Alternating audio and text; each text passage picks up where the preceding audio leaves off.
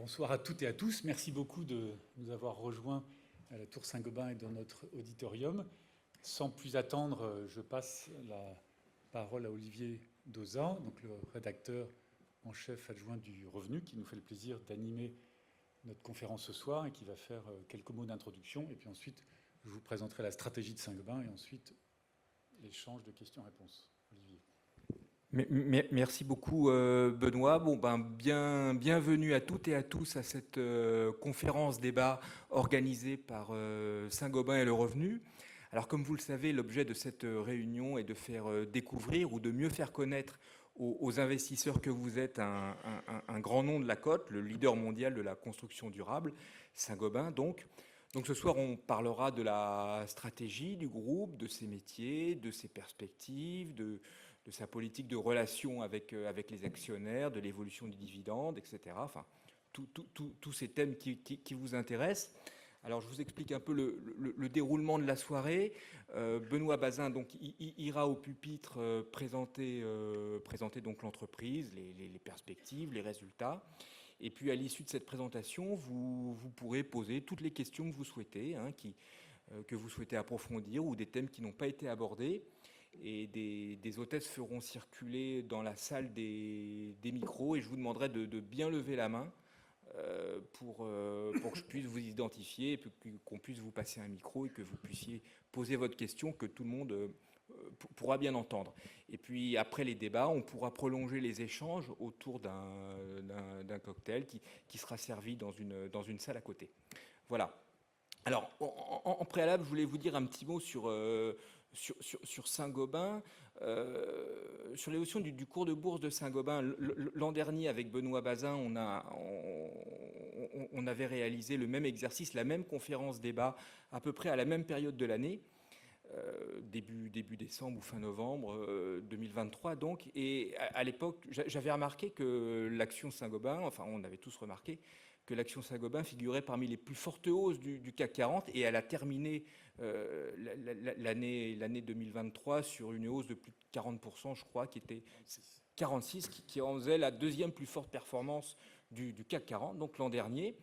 Et je me disais que Saint-Gobain ne nous avait pas habitués sur les 10-15 dernières années à figurer en tête du palmarès. Et rebelote cette année, puisque l'action est bien partie pour être sur le podium du CAC 40 en 2024, alors avec a priori une hausse moins importante que l'an dernier. On est plutôt sur du plus 30%, mais c'est remarquable quand on sait que le CAC 40 est plutôt en baisse depuis le début de l'année. Et ça confirme l'idée que le regard du marché change beaucoup sur l'entreprise. Le regard est neuf, il y a une confiance qui est très forte dans l'entreprise, c'est ce que veut nous expliquer Benoît Bazin. Donc Benoît, c'est à vous.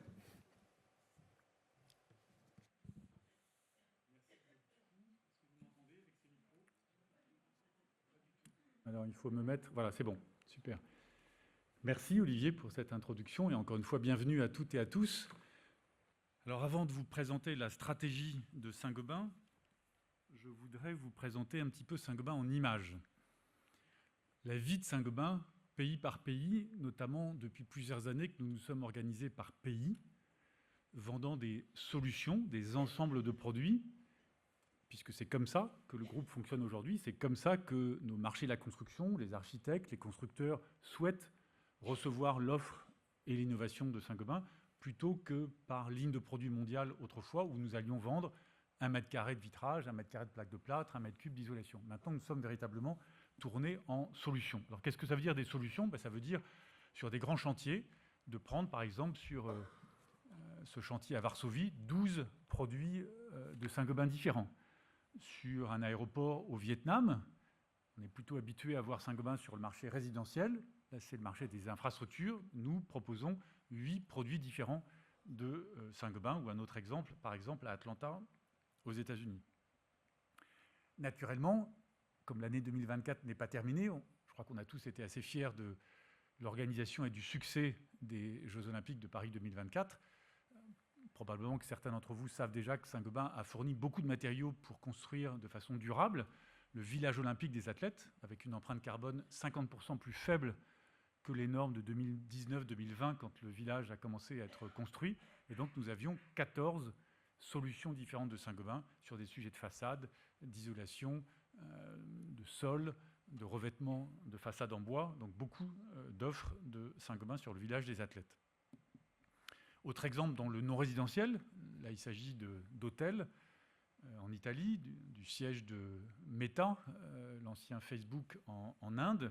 Donc là aussi, tout un tas de produits mis bout à bout. Alors ça peut être du vitrage, de l'isolation, du verre anti-feu, de l'étanchéité, donc des propriétés de performance que l'offre de Saint-Gobain apporte, puisque l'offre de Saint-Gobain, c'est fondamentalement l'enveloppe du bâtiment non résidentiel, comme un siège de société ou un hôtel, bâtiment résidentiel, depuis la toiture, les plafonds, la façade, la fenêtre, le sol, les cloisons, tout ça avec des performances thermiques, acoustiques, qualité de l'air, confort, esthétique, donc les différentes performances auxquelles nous apportons de l'innovation et du savoir-faire. C'est vrai aussi dans les marchés de la rénovation. Alors, sur la partie gauche de la photo, vous avez un gigantesque cube noir. Rassurez-vous, ce n'est pas un cube qui recouvre la navette spatiale de Saint-Gobain, comme on voyait autrefois à la NASA. Non, c'est à l'intérieur 2 très très très grandes chambres climatiques qui permettent de tester avec des promoteurs immobiliers, des constructeurs anglais à l'échelle 1, des maisons anglaises construites avec les matériaux de Saint-Gobain et sur lesquelles on peut vanter, on peut faire tomber la température à -20, la passer à +40, faire neiger, et on regarde comment se comporte le confort thermique, comment se comportent différents paramètres justement pour aider les constructeurs anglais à anticiper des chantiers du futur et à progresser notamment sur la partie performance énergétique. Donc c'est unique au monde et nous sommes en partenariat avec cette université. Un autre exemple sur l'université d'Alberta au Canada, j'y reviendrai tout à l'heure, nous avons triplé notre taille au Canada, qui est un maintenant grand pays de Saint-Gobain, dans les 10 premiers pays en termes de chiffre d'affaires et dans les 5 ou 7 plus grands pays en termes de rentabilité. Nous sommes numéro 1 des matériaux de construction au Canada. Nous avons triplé de taille grâce à des acquisitions sur les dernières années. D'autres exemples, là aussi, qui montrent l'évolution progressive de Saint-Gobain. Je vous ai parlé du non-résidentiel, après les résidentiels neufs ou rénovation. Là, le marché des infrastructures. Vous savez que nous avons beaucoup investi au cours des dernières années dans ce qu'on appelle les métiers de la chimie de la construction. C'est un ensemble vaste, j'y reviendrai tout à l'heure, avec beaucoup de segments.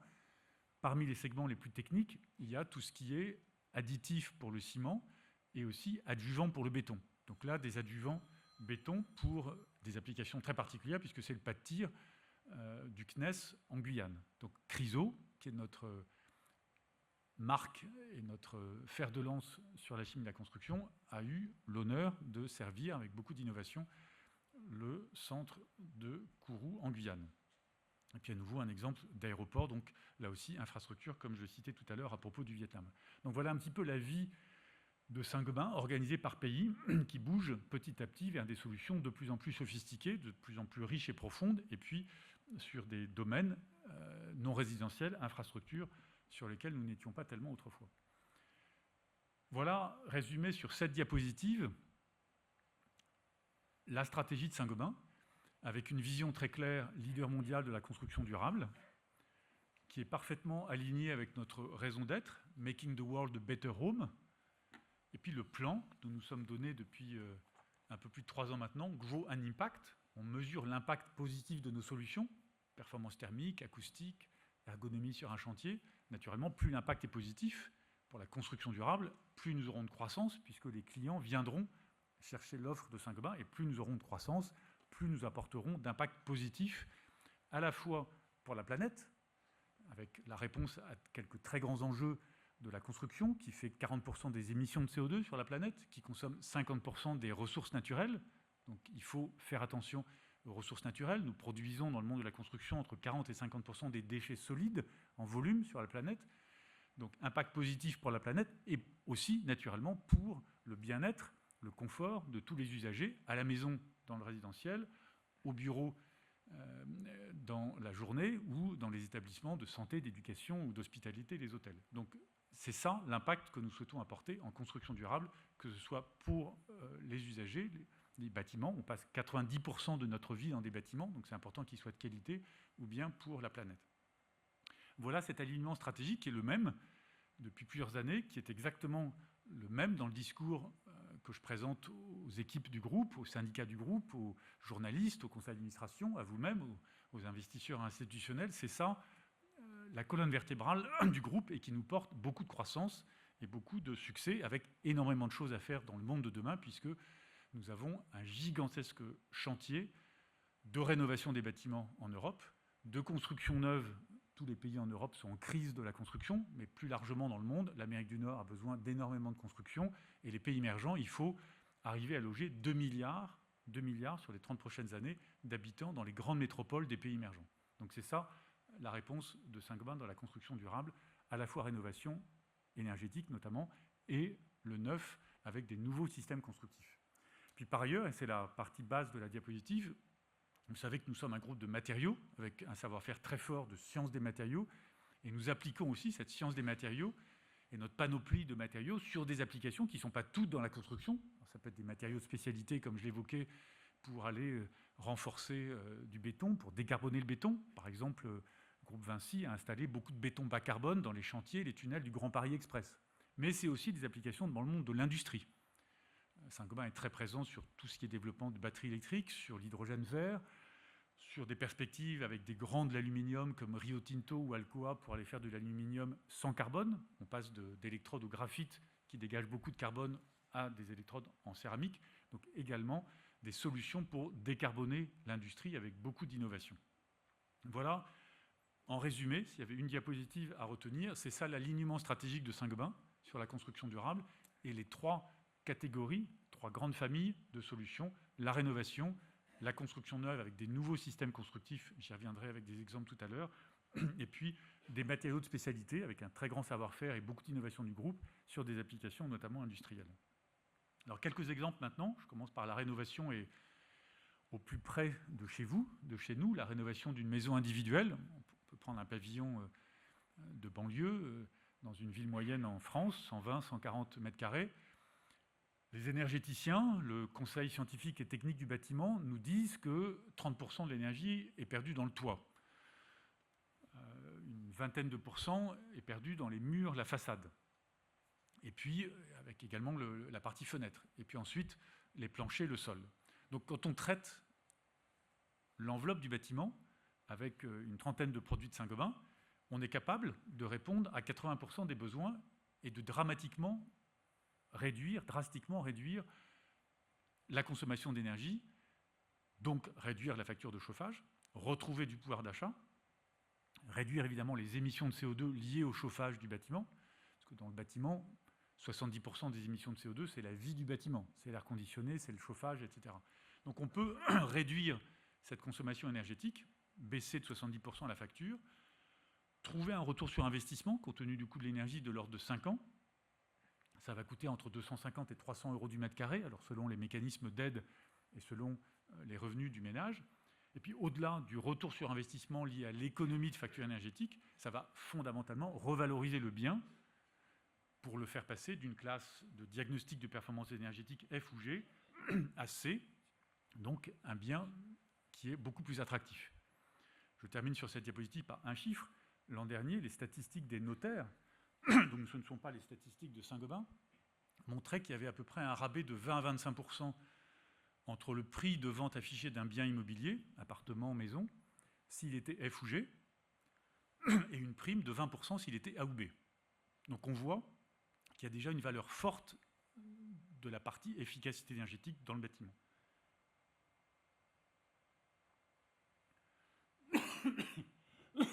Pardon. Voilà la partie rénovation. Je passe, rassurez-vous, je n'ai pas le Covid, mais j'ai fait pas mal de voyages ces derniers temps et les airs conditionnés dans les avions ou les trains ne sont pas terribles.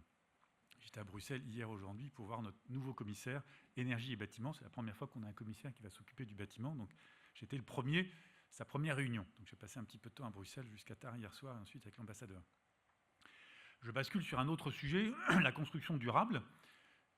La construction durable dans la construction neuve. Qu'est-ce que ça veut dire ? C'est tous les mécanismes de construction légère. Ça ne veut pas dire qu'ils ne sont pas robustes, où on construit comme la tour Saint-Gobain. D'ailleurs, si vous regardez l'écorché de la tour Saint-Gobain, ce sont des poteaux de béton. Alors pour une maison individuelle aux États-Unis, ça va être des poteaux en bois, ça peut être une construction en acier, et vous allez fondamentalement avoir un gain de plus de 50% de matière entre cette structure poteau, parce que la tour Saint-Gobain, ce sont des cloisons, c'est des packs de plâtre, c'est du vitrage, qui va être moins lourd qu'un mur de briques qu'on construirait en entier, ou un mur de blocs béton. Donc beaucoup de poids, matière enlevée, et donc beaucoup de CO2 enlevé. Donc c'est ça ce qu'on peut aussi apporter dans la construction légère, mais c'est un système constructif qui s'est beaucoup développé dans les pays nordiques, qui s'est beaucoup développé au Japon, qui s'est beaucoup développé en Amérique du Nord, qui permet de construire vite et bien. Saint-Gobain fait des choses sérieuses, qui résistent, quand on met les produits de Saint-Gobain, évidemment, à tous les événements climatiques extrêmes, les tempêtes, mais qui permet fondamentalement de la productivité, du gain matière, des produits qu'on sait recycler, parce qu'entre les poteaux, on peut ensuite, en fin de vie du bâtiment, si un jour, dans 30, 40 ou 50 ans, on veut démonter cette tour, on enlève les cloisons, on enlève les plafonds et on peut recycler les matériaux. On le fait également dans les pays émergents. En Inde, nous sommes maintenant numéro 1 dans tous nos métiers. On l'était déjà dans la partie vitrage, on l'est devenu dans la partie plaque de plâtre, on l'est également dans l'isolation. Nous avons fait plusieurs acquisitions en laine de roche et en laine de verre. Nous n'étions pas, il y a 3 ans, présents dans l'isolation en Inde, et puis plus récemment dans la chimie de la construction, avec une très belle acquisition que nous allons clôturer en début d'année prochaine. De même au Brésil, qui est un pays dans lequel le groupe est très très présent depuis plus de 80 ans. Donc une offre très large qui va de l'étanchéité des toits plats dans ces pays-là où il y a aussi évidemment beaucoup d'événements climatiques, notamment de pluie ou d'inondation ou de mousson, à tous les éléments de façade, tous les éléments de béton bas carbone, de performance acoustique ou d'isolation, et également des systèmes plus rapides à installer quand on passe sur des cloisons, par exemple, en plaque de plâtre. Donc la construction légère, mais encore une fois, vous ne méprenez pas sur ce terme, c'est vraiment des systèmes constructifs qui sont en train d'avancer à toute vitesse. Ils croisent de 3 à 5 points de plus que la construction traditionnelle qu'on avait autrefois en Espagne ou même en France, avec des murs de briques complets et qui sont très longs à construire et de surcroît très lourds et donc consommateurs de CO2. Voilà quelques illustrations sur plusieurs marchés résidentiels, neufs, rénovation, et différentes géographies. Notre plan gros un impact, tel que je l'évoquais tout à l'heure, il a été un très beau, et il est un très beau moteur de croissance et de création de valeur. Nous avons confirmé une nouvelle résilience du groupe. Le groupe Saint-Gobain avait historiquement été assez cyclique dès qu'il y avait un coup de tabac, une conjoncture difficile en Europe ou ailleurs. Eh bien, ce sera en 2024 la 4e année où la marge d'exploitation, le résultat d'exploitation du groupe est à 2 chiffres, ce qui n'a pas été le cas depuis plus de 30 ans. Nous avons fait 10,2% en 2021, 10,4% en 2022, 11% en 2023, et nous avons indiqué au marché fin octobre que nous serons au-dessus de cette marge de 11% sur l'ensemble de l'année 2024. Donc une belle résilience dans un environnement économique très chahuté, notamment avec la construction neuve, fortement perturbée en Europe par la hausse des taux, la baisse d'activité globalement dans l'univers de la construction neuve en Europe. Nous avons montré que nous étions, grâce à nos solutions, capables de nous différencier dans notre politique tarifaire, parce qu'encore une fois, on apporte un système unique, par exemple des systèmes de cloison que nous avons inventés avec 40% d'acier en moins. Ils sont plus rapides à monter, ils coûtent moins cher parce qu'on élimine de l'acier pour poser les cloisons, et il y a moins de CO2. Donc du pricing power, dans le jargon des investisseurs, qui est tout à fait important pour maintenir la marge. Nous avons aussi fortement affirmé notre esprit pionnier et notre innovation sur les sujets de décarbonation. Si nous voulons être un leader crédible et exemplaire sur la construction durable et pionnier, naturellement, il faut que nous fassions nous-mêmes notre propre chemin de décarbonation sur nos procédés et nos usines. Nous avons baissé de 34% nos émissions de CO2 entre 2017 et 2023 sur ce qu'on appelle les scopes 1 et 2, qui sont les principaux scopes, périmètres d'action sur lesquels nous pouvons agir. Comme le groupe a grossi son chiffre d'affaires, dans 1 euro de chiffre d'affaires de Saint-Gobain en 2023, il y a 44% de CO2, périmètre 1 et 2, en moins que 2017. Puis, 4e sujet, dans le développement et le déploiement de ce plan gros un impact, nous sommes allés chercher de la croissance, de la présence, des parts de marché, des investissements, des acquisitions dans des zones géographiques à forte croissance, Amérique du Nord, Asie, pays émergents, je vais l'illustrer dans un instant, et dans des marchés comme la chimie et la construction à forte croissance. Voilà comment nous avons déployé Saint-Gobain sur ces marchés à forte croissance au cours des dernières années, avec une très forte rotation, évolution du périmètre du groupe.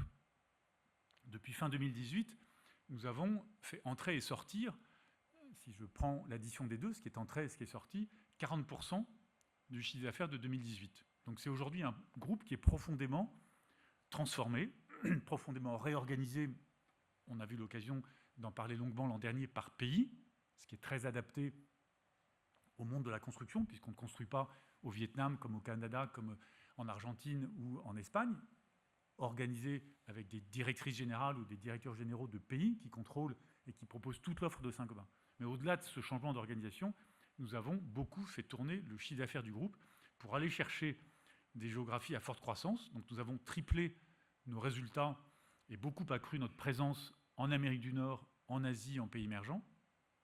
Nous avons grossi nos résultats en Europe de l'Ouest, donc ça ne s'est pas fait au détriment de l'Europe de l'Ouest, mais nous avons au total acheté pas loin de, si je reprends les chiffres en pro forma de l'ensemble de l'année, de 7 milliards de chiffre d'affaires avec 20% de rentabilité, et nous avons vendu environ 9 milliards et demi de chiffre d'affaires qui étaient soit loin de la stratégie du groupe, soit sur des rentabilités beaucoup plus faibles. Donc Saint-Gobain aujourd'hui, nous sommes français, nous sommes historiquement français, et très attachés évidemment à nos origines françaises.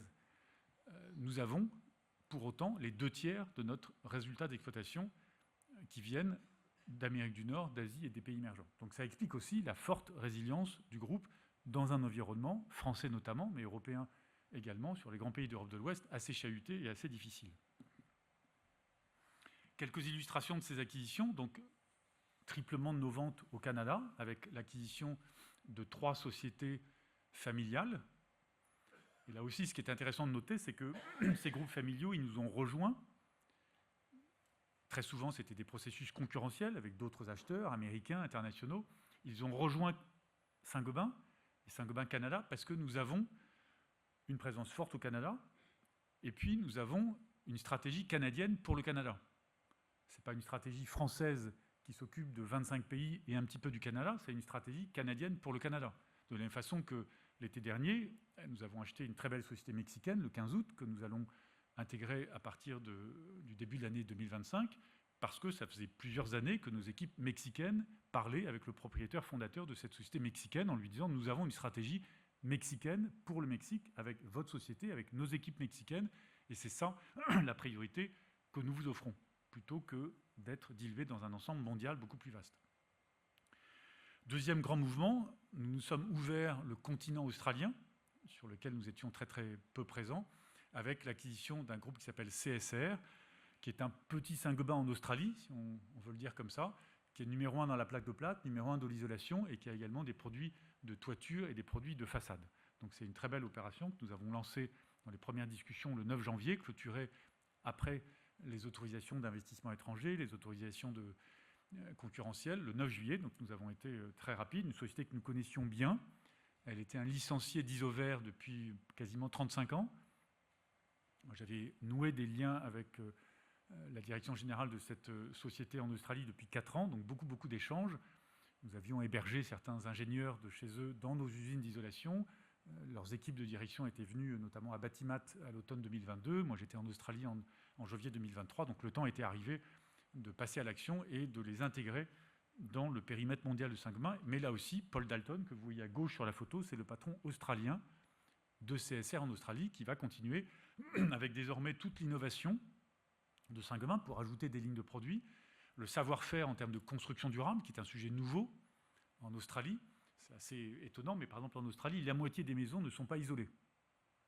Ce n'est pas un climat aussi rude que le nord de la Suède, mais quand même, il y a beaucoup d'Européens, quand ils ont été vivre en Australie, ils n'ont jamais eu aussi froid. On avait un Danois de Saint-Gobain qui avait vécu en Australie, il n'avait jamais eu aussi froid qu'en Australie, parce que la maison n'était tout simplement pas isolée. Ils ont renouvelé complètement leur code de la construction en 2022, à la fois sur le neuf et la rénovation, et donc potentiellement un très fort axe de croissance sur les prochaines années,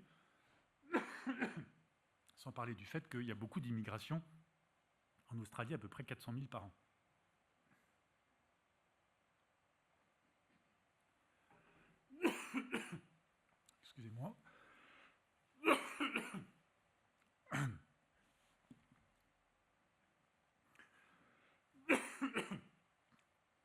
la chimie de la construction, pardon, nous avons fait des belles opérations parce que nous avons grossi au total notre chiffre d'affaires de 2,8 milliards à 6,5 milliards entre 2019 et 2024, avec notamment l'acquisition de Chryso, qui était autrefois dans le groupe Lafarge en 2000, qui était parti pendant 20 ans sous des fonds d'investissement. Donc ça s'est fait en 2021. L'acquisition de GCP, qui était une OPA aux États-Unis, que nous avons clôturée fin 2022, un complément américain à Chryso qui était très européen. Et puis nous avons annoncé début juin, et nous allons clôturer dans le premier semestre 2025, une très belle opération, Fosroc, qui est un peu, là aussi, le complément de Chryso et de GCP entre l'Europe, l'Amérique du Nord. Là, c'est l'Inde, le Moyen-Orient et l'Asie. Et puis cette opération plus centrée sur le Mexique que j'évoquais, CEMIX, donc qui est le leader dans la partie col-carrelage, enduit de façade au Mexique. Donc des acquisitions très intéressantes. La chimie et la construction, ce sont un ensemble de métiers et de produits sur des marchés très vastes. C'est plus de 100 milliards d'euros de chiffre d'affaires. Ça va de la col-carrelage, qui est relativement classique, les enduits de façade, qui peuvent être décoratifs, mais qui peuvent aussi apporter l'isolation par l'extérieur. En France, on fait beaucoup d'isolation par l'intérieur, sauf sur des bâtiments collectifs ou des logements sociaux, où on va isoler par l'extérieur la façade. Toutes les isolations en Allemagne, Europe centrale, se font par l'extérieur, donc des enduits d'isolation par l'extérieur, au-dessus de l'isolation que nous pouvons mettre. Ça, c'est un deuxième grand segment. Toutes les applications de sol, alors il y a des sols classiques, il y a des sols plus techniques, selon les applications industrielles, alimentaires ou ce qu'on veut. Tout ce qui est réparation de béton, quand il y a par exemple un tunnel à réparer, on gratte le béton, on le répare, donc il y a beaucoup de réparation de béton.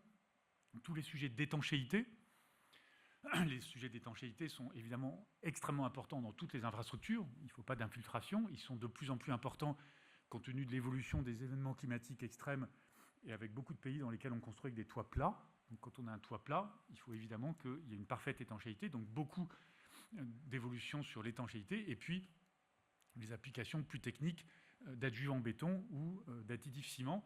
Et là, ce qui est intéressant, c'est qu'il y a tout le vecteur de croissance, de décarbonation du béton et du ciment, puisque dans les 40% d'émissions mondiales de CO2 que j'évoque pour la construction, un quart de ça, c'est le béton et le ciment. Et en fait, on peut substituer des matières très carbonées dans le béton ou dans le ciment par d'autres matériaux, du laitier de haut fourneau, des centres volantes, des matériaux recyclés. Et pour ne pas dégrader la propriété de résistance, notamment mécanique, du béton ou la manœuvrabilité du béton, il faut ajouter des additifs et des adjuvants. Et souvent, il faut en mettre 3, 4 ou 5 fois plus, et des adjuvants à beaucoup plus forte valeur ajoutée. Donc toute la trajectoire de décarbonation du béton et du ciment, elle nécessite beaucoup d'innovation et beaucoup de croissance dans les adjuvants et les additifs ciment. Donc voilà, nous avons dans la croissance construction durable, après cette majeure développement géographique que j'évoquais, Amérique du Nord, Asie, pays émergents, Australie, nous avons une mineure qui est le segment de la chimie de la construction, et on pourra y revenir lors de vos questions. Naturellement, cette stratégie, qui est très porteuse, avec l'impact positif que nous apportons à nos clients, elle se traduit par des succès en termes de performance financière, puisque le groupe a grossi son chiffre d'affaires de 15% sur les dernières années, malgré un volume de cession sensiblement plus important que celui des acquisitions. Nous sommes passés d'une marge qui était autour de 7, ou un petit peu plus que 7, mais aux alentours de 7 depuis une dizaine d'années, à 11. Donc nous avons gagné entre 3,5 points et 4 points de marge.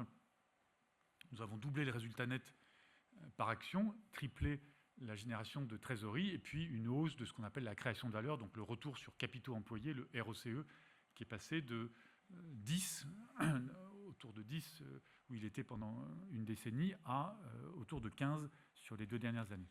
Donc une belle progression de nos résultats, et comme je l'indiquais en introduction, notre marge d'exploitation, donc le résultat d'exploitation, la deuxième colonne, sera en 2024 au-dessus du 11% de 2023. Tous les objectifs financiers, je vous ai parlé des objectifs industriels, la stratégie, le développement géographique, l'enrichissement des solutions, de gros un impact. Tous les objectifs financiers ont été atteints, puisque notre croissance interne a été supérieure au couloir de nage de 3 à 5 que nous nous étions donnés, plus par les prix que par les volumes, parce que naturellement la conjoncture avec la guerre en Ukraine n'a pas été du tout celle que nous anticipions à l'été 2021, une marge d'exploitation en moyenne dans le haut de la fourchette de 9 à 11 que nous étions donnés, et puis une sortie déjà à 11% en 2023 et mieux en 2024, une belle génération de cash flow libre au-dessus des 50% que nous étions donnés, et puis un ratio de dette sur EBITDA, donc un ratio de dette sur la rentabilité du groupe qui est resté dans le bas de la fourchette. Donc Saint-Gobain a fait tous ces mouvements de périmètre, de développement géographique, d'innovation, en gardant un bilan très solide. C'est naturellement la culture du groupe d'avoir un bilan financier très solide. Au total, en termes de retour aux actionnaires, c'est 1,4 milliard d'euros en moyenne de dividendes et de rachats d'actions que nous avons déployés sur les dernières années 2021-2023.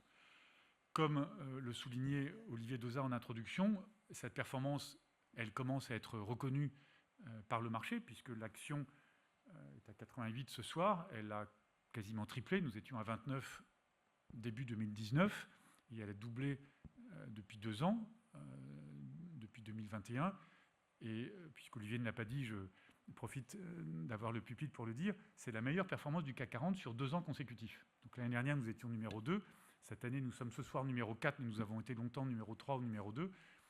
Mais c'est la meilleure performance du CAC 40 sur une période de 2 ans, si on prend novembre 2022-2024.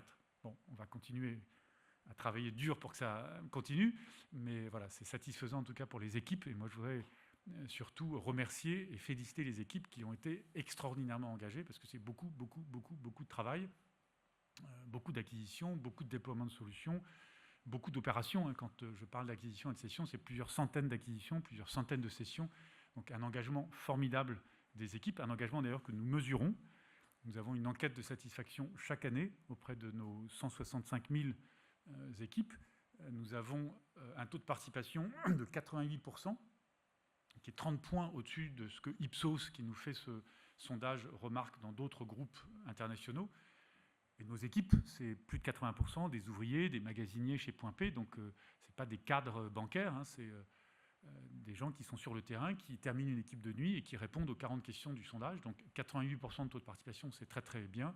Et globalement, l'enquête de satisfaction montre que dans l'indicateur principal, il a progressé de 70% entre 2019, le point de départ, et 2024, la dernière enquête du mois d'octobre. Et à l'intérieur de ça, et je ne veux pas être trop long parce que ça peut être l'objet de vos questions, une des questions moi, qui m'est le plus importante, on pose la question à nos équipes, est-ce que vous avez la bonne autonomie dans votre travail ? Quand on écoute nos collègues aujourd'hui, ils ont besoin de 2 choses. Ils ont besoin de sens. Est-ce que je me lève le matin pour aller travailler chez Saint-Gobain, au Vietnam, aux États-Unis, en France, dans un point P en région Normandie ? Est-ce que j'ai du sens ? Et le sens de mon travail, c'est « making the world a better home ». Donc oui, ils ont du sens. Et nous sommes très attachés à ce que cette raison d'être, elle soit affichée dans les usines, dans les cafétérias, dans les guérites d'entrée de nos usines, dans les vestiaires. Ce n'est pas que pour les cadres, ce n'est pas que à la Tour Saint-Gobain, c'est partout dans le monde. Donc il faut du sens et il faut aussi de l'autonomie pour que je sois capable de voir comment je mets mon talent individuel au service du succès collectif et du sens que ce succès collectif porte. Eh bien, 92% des 88% de nos 165 000 collaborateurs qui répondent à cette question disent « oui, j'ai la bonne autonomie dans mon travail ». Et on est très attaché à ça, avec cette mise en responsabilité des collaborateurs, parce que c'est le début du succès. Si je vois qu'on me fait confiance, que j'ai la bonne autonomie, je vois comment m'engager et comment contribuer au sens collectif de la raison d'être de Saint-Gobain. Voilà, comme cette diapositive le dit, et ce sera ma conclusion, il n'y a pas d'âge pour devenir actionnaire, donc nous sommes très heureux de rendre heureux, j'espère, nos actionnaires individuels. Si je regarde le parcours de l'action sur les dernières années, je peux vous assurer que nous allons continuer de travailler aussi bien que possible pour avoir cette belle trajectoire, et puis aussi s'assurer que nous élargissons, que nous faisons connaître ce succès de Saint-Gobain à d'autres et à des nouvelles générations pour devenir actionnaire de Saint-Gobain. C'est, encore une fois, comme la diapositive l'écrit, c'est un investissement simple et responsable. Saint-Gobain apporte quelque chose, je crois, à nos sociétés. Quand on améliore l'acoustique d'une salle de classe, on peut diviser par 3 ou 4 l'absentéisme des enseignants. C'est un métier difficile. Si on enseigne pendant 25 ans dans une salle en carrelage, outre le fait que les enfants vont mal apprendre, au 3e ou 4e rang, l'enseignant va faire de l'hypertension et il sera 3 ou 4 fois plus absent. On l'a documenté avec des architectes, avec des directeurs d'école. Donc nous apportons quelque chose à la planète, naturellement, mais également au bien-être des différents occupants de nos bâtiments. Donc voilà, être actionnaire, c'est aussi s'engager aux côtés du leader mondial de la construction durable. Et ce sera mon mot de la fin pour ma présentation. Et maintenant, Olivier, nous pouvons passer aux questions-réponses. Merci. Merci, merci Benoît Bazin. Merci Benoît de cette présentation. Donc on passe aux questions-réponses. Donc n'hésitez pas à lever la main pour que je puisse bien vous identifier. Alors, monsieur, mademoiselle, voilà. Première question. Allez-y, monsieur. Bonsoir, merci pour cette présentation. J'avais une interrogation sur les bruits concernant la cession de l'activité vert de Saint-Gobain. Vert voiture, moi j'ai cru comprendre, mais peut-être aussi Vous parliez assez fort pour que tout le monde... Moi, je vous entends difficilement et que tout le monde vous entende bien. Est-ce que c'est mieux ? C'est mieux, voilà. C'est mieux. Oui, ça concerne les cessions prévues des activités verts de Saint-Gobain, voitures et bâtiments. Comme vous êtes axé sur la construction durable, est-ce que le verre ne fait pas partie justement des solutions techniques pour avoir une bonne isolation, etc., etc. Voilà, c'est ma question. Oui. Alors, peut-être que tout le monde n'a pas vu ça, mais il y a 3 semaines maintenant, un article Bloomberg d'une rumeur que je ne commande pas, parce que Saint-Gobain ne commande pas les rumeurs, sur, tiens, pourquoi Saint-Gobain ne pourrait pas vendre son verre automobile. Bon, on ne commande pas les rumeurs, et d'une certaine façon, je ne suis pas complètement surpris qu'il y ait des rumeurs comme ça, parce que nous avons fait tourner beaucoup du chiffre d'affaires du groupe, les 40% depuis 2019 jusqu'en 2023, donc il y a eu beaucoup d'évolutions, d'acquisitions, de cessions. Il y a quand même beaucoup de nouvelles à droite à gauche dans le monde automobile aujourd'hui.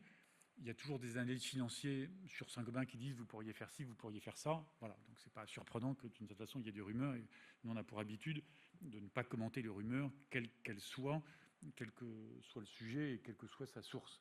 Après, vous avez tout à fait raison de dire que le verre, c'est au cœur de la construction durable. Le verre bâtiment, c'est complètement au cœur de la construction durable. Et on continue d'investir, alors plus en pays émergents qu'en Europe, parce qu'en Europe, compte tenu du marché actuel, on a plutôt des surcapacités dans le verre aujourd'hui. Donc on investit en Inde, nous investissons au Mexique, au Brésil, en Égypte. Par exemple, à l'heure où on se parle, nous investissons dans une deuxième très grosse usine de vitrage en Égypte, parce que là aussi, l'Égypte, c'est un pays avec beaucoup de croissance de population. Premier indicateur de croissance pour Saint-Gobain, c'est la population. Parce que qui dit population dit bâtiment et donc besoin de matériaux de construction. L'Égypte va construire 27 nouvelles villes dans les 30 prochaines années, pour passer de 100 à 130 ou 140 millions d'habitants. Donc il faut du verre pour le bâtiment. Donc oui, nous continuons d'investir dans le verre, que ce soit en recherche et développement, en capacité industrielle. Nous avons des projets aussi pour, à partir de notre base indienne très forte, exporter notre verre sur l'Asie du Sud-Est. Donc on a beaucoup de projets dans le verre autour de la construction durable. Mais est-ce que, pour prolonger la question de monsieur, est-ce qu'il y a des synergies, comme on dit, des complémentarités technologiques, etc., entre le verre bâtiment et le verre automobile ? Il y a des synergies dans beaucoup de sens et sur plein de matériaux de Saint-Gobain. Ça peut être alors soit des synergies technologiques, notamment dans les dépôts de couches, mais c'est vrai aussi, par exemple, avec du verre aéronautique. On équipe énormément des Airbus qui volent et de plus en plus de Boeing. Donc il y a des synergies, que ce soit du savoir-faire de dépôt de couches, du savoir-faire matériaux, et puis après il peut y avoir des synergies de marché. Par exemple dans la partie vitrage bâtiment, c'est plus des synergies de marché, puisque dans notre raisonnement par pays de solutions, c'est très souvent par la façade que nous commençons les discussions avec des architectes dans le non résidentiel. Quand vous voulez faire un hôtel, le siège de la Tour Total ou le siège de la Tour Saint-Gobain, l'architecte il commence très très en amont par la façade. La couleur de la façade, l'esthétique, la performance énergétique, acoustique. Et donc à partir du verre, on va tirer ensuite toute notre offre sur la plaque de plâtre, l'isolation, les plafonds, les solutions de sol. Donc il peut y avoir des synergies technologiques ou des synergies de marché. C'est très important pour nous de développer les synergies de marché sur la construction durable. Oui, Merci. bonsoir. Alors, attendez. Oui, et Philippe ? Ah oui. Vous m'entendez bien ? Oui. Parfait. Bonsoir, Monsieur Bazin, et oui, félicitations pour le parcours. Parlez peut-être un peu plus près du micro, Encore monsieur. Ok, très bien. Plus propre. Oui, j'ai retenu que les 2 tiers de votre compte d'exploitation provenaient de l'Amérique du Nord. dont les États-Unis. Et c'est à propos des États-Unis que je voudrais vous poser cette question. Il y a énormément de maisons en bois et nous sommes tous surpris lorsque l'on voit, par exemple, à la télévision un cyclone, dans le Middle West notamment, de ces maisons qui s'envolent. Et je pense qu'il y a un vrai marché là-bas aux États-Unis. Alors, est-ce que vous êtes implanté d'une part aux États-Unis au niveau entreprise, parce qu'avec la barrière douanière de M. Trump, évidemment, ça pose problème. Voilà ma question. Il y a un marché, vraiment, je pense, au niveau de ces maisons en bois. Merci. Merci. Alors, très exactement, je vais peut-être juste repasser la diapositive, parce que notre présence aux États-Unis, ce n'est pas les 2/3. Les 2/3, vous voyez, c'est la partie qui est en haut à droite de la diapositive. Donc, il y a 35% de notre résultat en Amérique du Nord, États-Unis et Canada, 32% sur Asie, Moyen-Orient, pays émergents, Amérique latine, puis 33% sur l'Europe de l'Ouest. Donc oui, nous avons une présence forte aux États-Unis. En chiffre d'affaires, c'est de l'ordre de 22-23% selon le taux de change du dollar, donc un peu plus que 20%. Mais en revanche, comme nous sommes très rentables aux États-Unis, sur l'Amérique du Nord, c'est 35%. Nous avons, si je prends un peu plus longue période, nous avons doublé le poids relatif de l'Amérique du Nord dans le chiffre d'affaires de Saint-Gobain. Mais ça n'est pas les 2/3 quand même du chiffre d'affaires. Donc nous sommes très présents physiquement aux États-Unis, comme dans d'autres géographies. Le groupe Saint-Gobain, il a à peu près 900 usines dans le monde. Alors il y en a 200 très grosses, il y en a 300-400 moyennes, et puis le reste, c'est des petites usines. Ce n'est pas parce que nous sommes désorganisés, c'est parce que nos produits ne voyagent pas. Le coût de transport est important. Les matériaux ne sont pas exactement les mêmes parce que les modes constructifs ne sont pas exactement les mêmes entre le Canada, l'Afrique du Sud, l'Argentine, ne serait-ce que pour des raisons climatiques, en plus des habitudes architecturales. Donc c'est important d'être présent localement. Et de fait, nous avons 125 usines en Amérique du Nord. Si je vous donne l'exemple du Canada, par exemple, nous avons 6 usines de plaques de plâtre depuis Vancouver, Calgary, Winnipeg, Toronto, Montréal et le Québec. Et ce n'est pas parce que on en a trop, c'est parce que ce n'est pas possible en coût de transport de prendre une plaque de plâtre fabriquée à Vancouver et l'amener à Québec. Donc nous sommes très présents géographiquement en Amérique du Nord. Nos produits, naturellement, notamment les produits de toiture, parce que les images qu'on voit, c'est aussi des maisons mal construites il y a longtemps. Alors, il y a quelquefois des événements climatiques vraiment extrêmes aux États-Unis. On se souvient tous quand même de la tempête 1999 en France. Ce n'étaient pas les mêmes modes constructifs, mais il y a pas mal de tuiles qui sont envolées sur le passage de la tempête. Donc, quand on arrive sur des événements extrêmes, c'est parfois un peu difficile d'avoir une résistance absolument parfaite. Mais nous avons une offre véritablement de matériaux de construction, notamment les produits de toiture, très résistantes, à la fois sur les phénomènes de vent, mais aussi sur les phénomènes de grêle. Parce qu'en fait, le plus gros sujet d'impact climatique aux États-Unis, c'est la grêle. Il y a beaucoup de territoires sur lesquels vous avez d'énormes grêlons qui crèvent le toit. Donc là, il y a une rénovation forcée. Donc il y a des nouveaux produits qui permettent de résister à des impacts très forts de très gros grêlons. Donc oui, pour votre question, nous sommes très présents en Amérique du Nord. Donc on est immunisé des sujets de barrières douanières, parce qu'on n'a pas d'importation de matières premières qui viendraient de Chine. Un autre chiffre à l'échelle du groupe, nous avons moins de 1% de notre sourcing de matières premières qui vient de Chine. Nos matières premières américaines, pour fabriquer aux États-Unis, ça vient d'Amérique du Nord. En Europe, ça vient d'Europe. Donc, nous n'avons pas eu de perturbations logistiques sur les dernières années, quand le port de Shanghai était fermé pour des raisons de Covid, quand le bateau s'est mis en crabe dans le canal de Suez, ça n'a pas impacté Saint-Gobain. Paradoxalement, ce qui a impacté Saint-Gobain, c'était peut-être que certains de vous l'avez noté, il y a eu un gel très très fort au Texas en février 2022, et toute la pétrochimie du Texas, parce qu'il a fait moins 15, moins 20 pendant 2 semaines, était à l'arrêt. C'est ça qui nous a plus impacté que le Covid. Donc nous sommes sur des boucles fermées, à la fois matières premières et clients, avec des productions locales.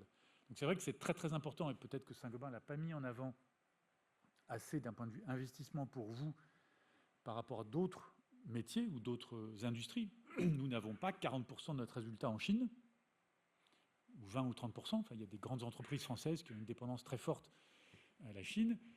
Nous n'avons pas la moitié de ce que nous vendons aux États-Unis qui vient de France. Je ne sais pas, dans les spiritueux ou d'autres domaines, il y a des tarifs douaniers. Donc nous sommes... alors on n'est pas sur une autre planète. Si les États-Unis vont mal, on aura une activité nord-américaine impactée. Mais nous avons quand même une gouvernance par nos équipes qui sont locales. C'est un Américain aux États-Unis, c'est une Polonaise en Pologne, c'est une Indonésienne en Indonésie, un Mexicain au Mexique. Notre gouvernance, nos boucles de fabrication et de vente sont très locales. Et de ce point de vue-là, ne sont pas dépendantes des tarifs douaniers. Voilà, c'est une longue réponse, pardon, mais le marché nord-américain est un marché très rentable et attractif pour nous. Alors, c'était les maisons en bois. Les maisons en bois, nous, on ne fait pas le bois, mais on fait tous les éléments de façade, les éléments de toiture, les éléments d'étanchéité à l'air ou à l'eau, les éléments d'isolation à l'intérieur avec plaques de plâtre. Et quand on le fait bien, alors ça a un certain coût par rapport à certaines des maisons qu'on voit s'envoler comme la maison des petits cochons, j'allais dire, ça tient. Et on a même développé des nouveaux matériaux, notamment les produits de toiture, parce que c'est eux qui sont les plus impactés, pour ne pas être arrachés par un vent de 200-250 miles par heure, ou bien de résister à l'impact très fort des grêlons. Alors, c'est un sujet qu'on pourrait développer longtemps, mais autant certains pays ou certaines personnes ne sont pas forcément convaincus ou ne voient pas encore la menace du CO2 aujourd'hui, autant le sujet de l'urgence climatique, il est là. Vous avez vu ce qui s'est passé en Espagne. 15 jours avant, nous, on avait une usine au Portugal qui était à 1,5 km d'un feu.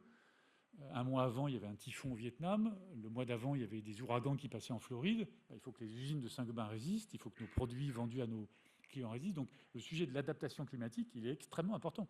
Et je vois même en France le débat sur l'inertie thermique, l'isolation pour résister aux canicules, est presque plus important ou plus ressenti que la résistance au froid. La résistance au froid, on se dit on va mettre le chauffage plus fort. Quand il fait 50 degrés dehors, c'est très très difficile de résister à des événements de canicule. Donc les sujets d'adaptation climatique dans la construction durable, c'est des sujets qui évoluent à toute vitesse. Merci. Mademoiselle, il y a monsieur... Alors, attendez, allez-y. Après... Bonsoir, merci pour votre exposé. Parlez bien proche du micro pour que Oui, tout le monde bonsoir, merci pour votre exposé. Si je vous ai bien écouté, vous nous avez dit que vos cessions étaient supérieures en montant aux acquisitions. Ça représente combien en chiffres ronds? Et deuxièmement, qu'est-ce qu'on fait avec l'excédent ainsi dégagé? Deuxième petite question, peut-être un petit peu plus méchante. On ne vous entend pas très bien, monsieur. Deuxième question, peut-être un peu plus méchante. Qu'est-ce qu'on peut parler de Pont-à-Mousson, site historique du groupe Saint-Gobain Pont-à-Mousson? C'est pas une question méchante, j'aime beaucoup Pont-à-Mousson et on va en parler. Alors, la question de monsieur, pour ceux qui n'ont pas entendu, était le montant des cessions. Voilà, c'est ça le net du montant des acquisitions et des cessions. Alors, là, je vous ai présenté le chiffre d'affaires, parce que c'est ça qui fait les résultats ensuite dans les différentes géographies. Donc il y a plus de chiffre d'affaires qui est sorti que de chiffre d'affaires qui est rentré. Cela étant, quand on a vendu des activités qui étaient soit en perte, soit à 0 ou à moins de 5%, et qu'on achète des sociétés à 20% de rentabilité, on a dépensé plus en acquisition qu'on a reçu en cession. Il fallait le faire parce que ça améliore le profil de rentabilité et de croissance du groupe. Et pour autant, ayant fait ça, on a quand même fait passer le retour sur capitaux employés, donc qui intègre les survaleurs, etc., sur ces acquisitions, on l'a fait passer de 10 à 15. Donc ça veut dire que la rentabilité a suivi, parce que sinon on serait passé de 10 à 5 dans le retour sur les capitaux. Et deuxièmement, on a gardé un bilan solide, puisqu'il est à 1,2 dette sur EBITDA en fin d'année. Donc on a fait effectivement une très forte rotation, avec plus d'acquisitions. On a fait de l'ordre de 11 à 12 milliards de valeurs d'acquisition que de valeurs sorties des cessions. Mais pour autant, c'était des bonnes opérations et à l'entrée et à la sortie. Pont-à-Mousson, alors, Pont-à-Mousson, c'est une activité historique du groupe.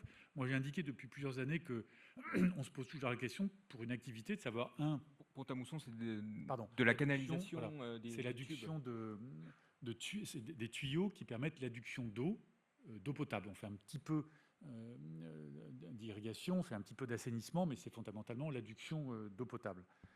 Activité historique qui avait fusionné, vous vous en souvenez, avec Saint-Gobain en 1970. Alors, sur toutes les activités du groupe, pays par pays, il faut toujours se poser la question de, est-ce que c'est en phase avec la stratégie, leader mondial de la construction durable? Alors on pourrait dire, oui, l'eau fait partie de la construction durable, même si c'est un petit peu plus éloigné que la partie bâtiment ou infrastructure. Et deuxièmement, est-ce que Saint-Gobain en est le meilleur propriétaire, actionnaire, manager? Donc il faut se poser cette question. Et la réponse à cette question était plutôt non, pas tellement au cœur de la stratégie, et Saint-Gobain n'en est pas forcément le meilleur actionnaire. Je vous donne un exemple simple. Nous avons un haut fourneau chez Pont-à-Mousson, qui est le dernier haut fourneau de Lorraine d'ailleurs. nous avons 75 usines de plaques de plâtre. Quand on achète 3 usines de plaques de plâtre en Australie, on peut instantanément leur dire dans le classement de Saint-Gobain, voilà où vous vous situez en productivité, en vitesse de ligne, en rendement, en consommation matière, on va vous aider à vous améliorer. Avec un haut fourneau, quand on a un pépin de redémarrage du haut fourneau, quand on veut optimiser le haut fourneau, décarboner ce processus, on va mettre des fours électriques, ce n'est pas très facile parce qu'on n'a pas d'autres idées que celles de Pont-à-Mousson, où il y a des compétences, mais on n'est pas forcément un sidérurgiste qui aurait 35 hauts fourneaux à dire allez apprendre des meilleurs. Donc il faut se poser la question. Sur les temps, il n'y a pas de projet aujourd'hui, mais si un jour, dans les 10 prochaines années, il y avait un projet industriel sérieux qui continue de développer Pont-à-Mousson, on aurait le devoir de le regarder. Si j'étais par exemple purement dans l'adduction d'eau, nous on fait que de la fonte ductile, qui est un très beau matériau. D'autres font du grès, du plastique, de l'acier, du béton. Donc quelqu'un dont ce serait le seul métier pourrait se dire pourquoi vous n'êtes que dans la fonte? Parce que les Allemands achètent du grès, les Turcs font de l'acier, dans d'autres pays on met du béton. Il faut avoir l'offre multimatériaux. Voilà, c'est pour ça que stratégiquement, on ne va pas aller faire des acquisitions dans la canalisation. Pour autant, c'est un métier qui avait pas mal souffert ces dernières années, qui s'est redressé. Donc on a redressé la rentabilité de l'Europe, qui était difficile il y a quelques années. On a beaucoup investi, de l'ordre de 200 millions sur les 5 dernières années, et on va investir un peu plus de 300 millions sur les prochaines années, notamment sur la décarbonation avec des fours électriques. On a commencé à Fougue, qui est une unité un peu périphérique de celle de Pont-à-Mousson. Donc il y a beaucoup de projets de décarbonation. Et aujourd'hui, Pont-à-Mousson, c'est une activité qui est rentable, qui est en cash positif, qui ne fait pas exactement les mêmes chiffres que le reste du groupe, mais qui a beaucoup évolué et sur lesquels il y a des perspectives intéressantes. Ensuite, on a vendu les activités qu'on avait en Chine parce qu'on n'y était pas rentable. On a clôturé vendredi dernier une petite activité qui appartenait autrefois à Pont-à-Mousson, qui est la descente d'eau pluviale avec des tuyaux de fonte. C'est quand même une petite niche. C'est de plus en plus en plastique, donc on l'a vendu. Voilà, donc il peut y avoir des opérations aux bornes de Pont-à-Mousson, mais Pont-à-Mousson se développe bien, c'est bien redressé et a des perspectives, parce que quand même le sujet de l'eau, il y a beaucoup d'investissements, par exemple en Italie en ce moment, également en Espagne. On aimerait qu'il y en ait un peu plus en France, mais c'est pas forcément facile en ce moment. Merci. Alors, il y a 3 personnes. D'abord, monsieur.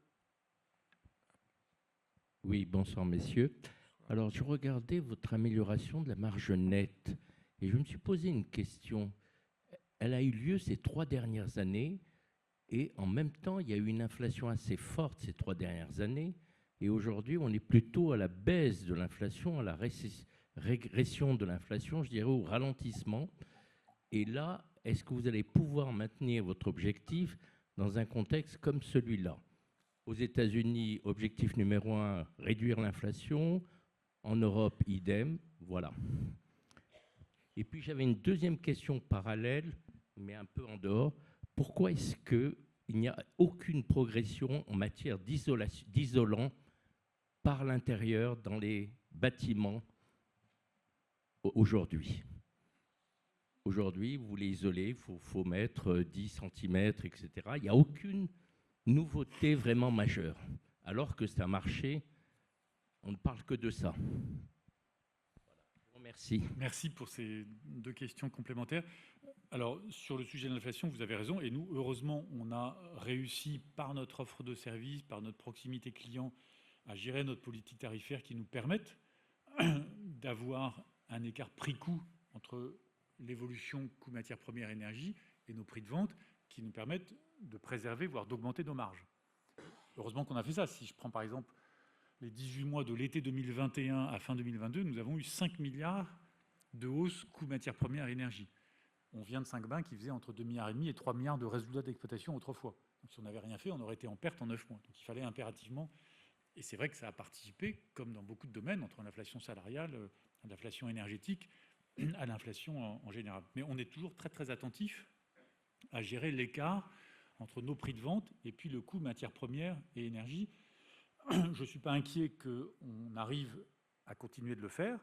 Par exemple, en 2024, on l'a bien fait au premier semestre. On aura été positif au deuxième semestre, mais pas dans la même ampleur qu'au premier semestre, parce que précisément, on est un petit peu en butée de la poursuite de l'évolution tarifaire, et puis les coûts de matières premières ont arrêté de baisser, voire reprennent un peu. Mais Saint-Gobain pilote depuis des années, et on va continuer de le faire en 2025, je suis confiant là-dessus, avec un écart prix-coût positif. Alors c'est plus ou moins important, plus ou moins facile selon les géographies, mais c'est typiquement la valorisation de nos solutions, de nos systèmes. C'est vrai que si vous êtes juste sur la vente de commodité d'1 mètre carré de BA13, la plaque de plate de base, vous risquez de vous battre pour 1 cent ou 2 centimes. Bon. Et vous avez potentiellement le risque de passer en dessous de votre écart prix-coût positif. Si vous apportez un système de cloison performant, acoustique, résistance à l'humidité, facilité d'installation, moins de profilés métalliques, vous vous différenciez par rapport à vos concurrents. Donc c'est tout le travail d'enrichissement du mix qu'on a fait sur les dernières années. Donc je suis confiant que Saint-Gobain va pouvoir tenir solidement sur cet écart prix-coût et donc sur ses marges. Alors le sujet plus technique de l'isolant intérieur, vous avez raison. Alors, il y a des nouveaux produits, des aérogels, enfin, qui sont très chers, pas faciles à installer. Et puis, quand on les perce, parce que c'est des isolants sous vide, si on veut accrocher un tableau, on perd une partie de la propriété. Il y a d'autres concurrents qui proposent des mousses en polyuréthane qu'il ne faut pas mettre à l'intérieur de chez soi. Il faut les mettre à l'extérieur, mais pas à l'intérieur. C'est pas facile à recycler, et puis ça ne dégage pas des produits sympathiques si ça devait brûler. Donc, nous, on essaye d'améliorer le lambda, donc la performance thermique, en réduisant l'épaisseur. Mais c'est vrai que Saint-Gobain est sérieux, on ne va pas vous dire que 10 cm d'épaisseur d'isolation, ça isole autant que 20 ou 25. Bon, pour autant, on peut mettre, il se trouve que je l'ai fait à titre personnel il y a peu de temps, 10 cm d'isolation, c'est mieux que rien, mais ça ne va pas être aussi puissant qu'une plus grande épaisseur. Même si, à épaisseur constante, on a progressé d'à peu près 25% sur la résistance thermique au cours des 10 dernières années. Bon, ce n'est pas 250%, mais c'est 25%. Mais ça fait partie des évolutions que nous avons proposées. Alors, il y avait monsieur, allez-y. Oui. Il y a un monsieur derrière vous. Derrière vous. Allez-y. Quelle est la présence de Saint-Gobain dans les Émirats et dans les projets d'Arabie Saoudite? Alors, au total, le groupe, quand on regarde la zone Moyen-Orient, on est assez présent parce qu'on a pour objectif de se rapprocher de 1 milliard d'euros de chiffre d'affaires si je prends la Turquie, le Moyen-Orient et l'Égypte. Alors, plus précisément sur juste le Moyen-Orient, les pays qui nous intéressent, c'est surtout l'Arabie Saoudite, qui est un gros pays de population avec beaucoup de croissance. On y a fait des acquisitions. Et puis les Émirats. Donc on a à peu près 250-300 millions de chiffre d'affaires sur cette zone. On participe à un certain nombre de grands projets, y compris, alors j'oublie toujours les noms, mais cette gigantesque ville qui doit faire 180 km de long. Bon, pour l'instant, elle fait 1,5 km. Donc, Comment ? Oui, c'est ça. Bon, il y a différents projets. Il y a la partie au bord de la mer Rouge, et ensuite cette ville, etc., extrêmement longue. Donc, on a nos offres de solutions qui sont présentes.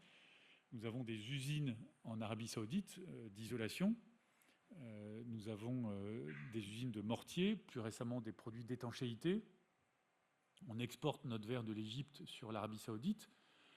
Fosroc, cette acquisition dans la chimie de la construction que j'ai évoquée tout à l'heure et qui sera clôturée en début d'année prochaine, est très présente en Arabie Saoudite. Donc ce sera un complément intéressant sur les parties infrastructures, à la fois adjuvant, béton, additif, ciment et puis étanchéité. Donc Fosroc va être un pilier important. Donc on continue. On a des projets de développement aussi dans le gypse, la plaque de plâtre et le plâtre. Donc on participe avec des équipes locales et des usines locales.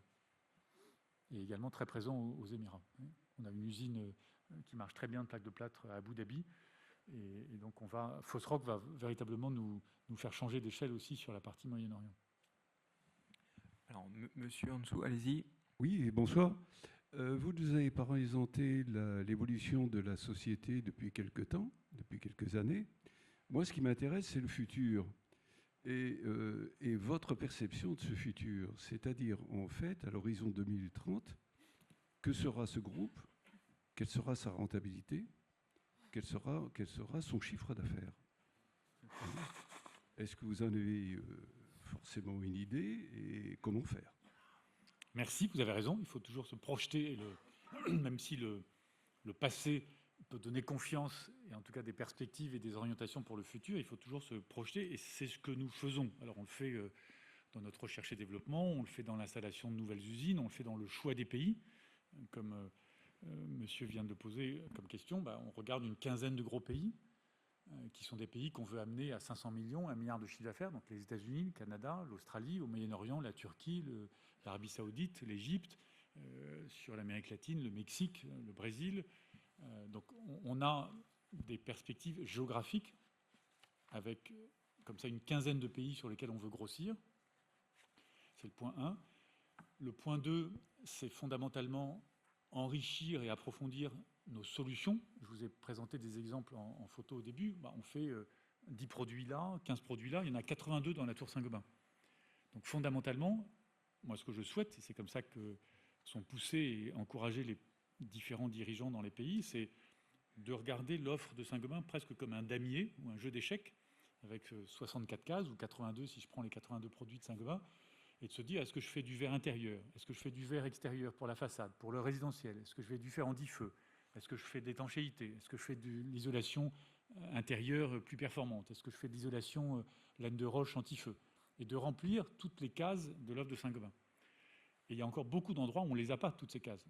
L'Inde, nous avons 45% de part de marché dans le vitrage, 55% dans la plaque de plate. Il y a 3 ans, nous n'étions pas dans l'isolation. On a maintenant un pied laine de verre, un pied de laine de roche. On va agrandir des capacités. Donc, on a rempli la case isolation. Pour autant, est-ce qu'on veut avoir 20, 30, 40% de part de marché dans l'isolation? Donc, vous voyez, c'est vraiment enrichir l'offre de Saint-Gobain sur la construction durable, marché résidentiel, et on est beaucoup plus, heureusement, rénovation que neuf, parce que c'est plus résilient. Deuxièmement, aussi les marchés non résidentiels, sur lesquels nous sommes un peu moins présents, et aussi les infrastructures, les ponts, les tunnels, dans tout ce qui est activité minière, il faut renforcer des allées avec du béton, on peut apporter des adjuvants pour le béton. Donc c'est tout ce qu'on fait sur la construction durable, avec un enrichissement, un approfondissement de l'offre, qui va nous amener plus de valeur ajoutée, plus de différenciation, donc plus de résistance et de politique tarifaire, et donc de force sur notre marge. Et c'est ça la feuille de route de Saint-Gobain sur les 5 ou les 10 prochaines années. On a beaucoup de croissance parce qu'il faut décarboner la construction. On refera une journée investisseur comme nous l'avions faite en 2021. On la refera en octobre 2025 et nous représenterons à ce moment-là des perspectives pour 5 ans. Fondamentalement, ce sera ce que je vous ai dit d'un point de vue métier, c'est-à-dire développement géographique. Est-ce qu'on sera dans 76 ou 85 pays? Peut-être. Et ce qui est plus important, c'est est-ce qu'on pèse vraiment dans 15 ou 20 gros pays? Les États-Unis, on faisait 11% de notre chiffre d'affaires, on en fait 22. On ne va pas en faire 45, mais on en fera peut-être 25 ou 30 d'ici 5 ans. L'Australie, on vient d'y rentrer, on va faire 1,5 milliard de chiffre d'affaires, il faut en faire 3 d'ici une dizaine d'années. L'Inde, on a multiplié par 2 notre chiffre d'affaires depuis 5 ans, on a en tête de multiplier par 3 sur les 10 prochaines années. Donc ça va être beaucoup de croissance dans ces grands pays, tirée par la population, donc la croissance sous-jacente, et tirée par l'enrichissement de l'offre de Saint-Gobain. Donc ça, qu'est-ce que ça veut dire en termes chiffrés? Ça voudra dire de la croissance du chiffre d'affaires, avec en plus des acquisitions, de la performance sur la marge et sur le retour aux actionnaires. Alors, comme je ne l'ai pas dit au marché, je ne peux pas vous dire à vous quels sont les chiffres que nous avons commencé à calculer, mais c'est naturellement, Saint-Gobain est rentré dans une ère où nous sommes sur des marges d'exploitation à 2 chiffres. On veut parvenir à 7%, on veut continuer d'être très solide sur notre performance et d'accélérer la croissance. Parce que quand on fait des retours sur capitaux de 15%, c'est-à-dire après impôt, ça fait du 11-12, on a un coût du capital à 7-7,5, ça veut dire qu'on crée massivement de la valeur. L'objectif, c'est plus de croître, d'accélérer la croissance, que d'aller chercher X points de marge. En plus, quand on fait 11% de marge, ça veut dire que nos métiers industriels sont à 14, donc on est dans les premiers 10 ou 20% des meilleurs industriels, et nos métiers de négoce comme Point P sont aux alentours de 6 ou 7, ce qui est au-dessus de nos concurrents. Donc ça veut dire qu'on est bien positionné en termes de compétitivité. On n'a pas besoin d'aller chercher 5 points de marge de plus, ça nous ferait perdre des parts de marché. En revanche, on a envie d'aller croître plus vite avec une offre différenciée et riche en solutions. Voilà, peut-être été un peu long, mais ça donne les perspectives sur le... Non, mais c'est toujours intéressant de se projeter. Et vous avez mis en place une organisation par pays qui a prouvé son efficacité. Est-ce qu'il y a encore des choses à améliorer dans l'organisation du groupe? Alors, l'organisation, elle fonctionne très bien. Alors, pour la décrire de façon un petit peu plus explicite, je l'avais fait l'an dernier, c'est par pays. Et naturellement, au-dessus des pays, nous avons les fonctions régaliennes, ressources humaines, fiscalité, finances, secrétaire général, évidemment moi-même. Et puis nous avons, donc ça c'est les fonctions classiques, et puis 3 grands départements qui sont essentiels à la vie du groupe en termes de synergie, d'expertise, de savoir-faire. C'est l'innovation, où nous avons une américaine qui gère à la fois la recherche et développement. On investit pas loin de 600 millions d'euros. Nous allons inaugurer d'ailleurs le 30 janvier l'extension de notre centre de recherche historique d'Aubervilliers. On a dépensé 45 millions d'investissements et on dépense 360 millions de R&D en France. Donc elle gère l'innovation, recherche et développement et marketing stratégique. Le marketing stratégique, c'est typiquement la construction bois, qui existe dans les pays nordiques, en Allemagne, en Autriche, en Suisse, qui arrive en France, qui arrive en Espagne. Qu'est-ce que ça veut dire pour adapter les produits de Saint-Gobain? Donc l'innovation. Deuxièmement, tout ce qui est digital et informatique, où on a besoin de plateformes de technologie d'une certaine taille. Et troisièmement, la performance industrielle. On a gardé des spécialistes par métier. Ils ne gèrent pas les usines qui rapportent dans les pays, parce que c'est là que se fait la gestion humaine dans les pays. En revanche, ils sont spécialistes du vitrage, de la laine de verre, de la laine de roche, et c'est eux qui définissent les investissements et la comparaison des usines entre elles pour les améliorer. Donc cette organisation, elle fonctionne bien, on ne va pas la changer. En revanche, quand on parle de solutions, il faut aider les équipes à dire, tiens, vous n'avez pas regardé le marché des data centers. Est-ce qu'on met des chefs produits pour avoir une offre adaptée aux data centers? Donc il y a beaucoup d'enrichissement, d'approfondissement, de segmentation de l'offre de Saint-Gobain sur les différents marchés. Oui, vous avez donc 900 usines, donc vous êtes un observateur très intéressé certainement de l'intelligence artificielle. Est-ce que vous pensez que ça va apporter des gains de productivité ou c'est encore très très hypothétique? Est-ce que l'intelligence artificielle va vous aider ou pour l'instant vous êtes au stade de l'observation? Et seconde question, maintenant que vous nous dites que les États-Unis sont très importants pour vous, qu'est-ce que vous pensez de la scission en deux d'Holcim, votre confrère, qui va se couper en deux et devenir américain en Amérique et européen en Europe? Merci. Alors l'intelligence artificielle, nous on en fait déjà beaucoup depuis des années dans l'industrie et de plus en plus dans les sujets de logistique ou de politique tarifaire. Alors c'est pas le Gen AI comme on dit, donc c'est pas l'intelligence artificielle générative qui sont ce qui est sorti là depuis 1 an et demi, 2 ans. Ça on en fait un petit peu.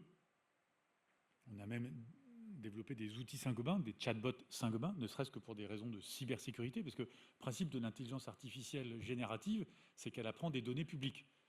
Donc si on devait mettre la formulation verrière, la façon de contrôler 3000 capteurs de process sur un four verrier pour savoir comment ChatGPT nous apprend, alors qu'on le fait depuis 359 ans, à gérer nos fours, ça veut dire qu'on donne tout le savoir-faire à l'extérieur. Ça ne peut apprendre que comme ça. Donc ça, on fait très très attention pour garder la propriété. Donc la partie générative AI, on pense que ça peut être, dans certaines circonstances, un assistant. Un assistant, par exemple, pour faire de la bibliographie en R&D, comment je reprends 30 ans d'histoire de Saint-Gobain sur des recherches de matériaux qui ne sont pas bien formatés, et on me redit, voilà ce qui a été combiné il y a quelques années. Ça peut être un assistant sur, par exemple, la lecture juridique de contrats, pour ressortir les clauses qu'il ne faut surtout pas rater et corriger. Ça peut être un assistant juridique, par exemple, même si heureusement on ne remplacera jamais la valeur humaine, sur la lecture de CV, sur l'audit interne. Donc, mais c'est plus un assistant. Vous savez qu'il y a tout un tas de phénomènes d'hallucination sur la partie de Generative AI. Donc on le regarde avec sérieux, mais aussi avec circonspection, puisque quand même, Generative AI, si je suis un peu cru, c'est d'abord et avant tout pour les grands de la Silicon Valley, vendre des heures de public cloud, avant de savoir si ça va faire un bien pour l'humanité. Donc ça, on le regarde et on avance, et puis je regarde ce qui se passe chez les confrères, etc. En revanche, sur l'IA, j'allais dire big data traditionnel, ça on en fait beaucoup. Par exemple, des applications fortes, c'est quand on passe d'une production A à une production B, dans l'isolation, dans des process verriers qui sont lourds ou la plaque de plate, il y a 200, 300 paramètres à cibler et optimiser.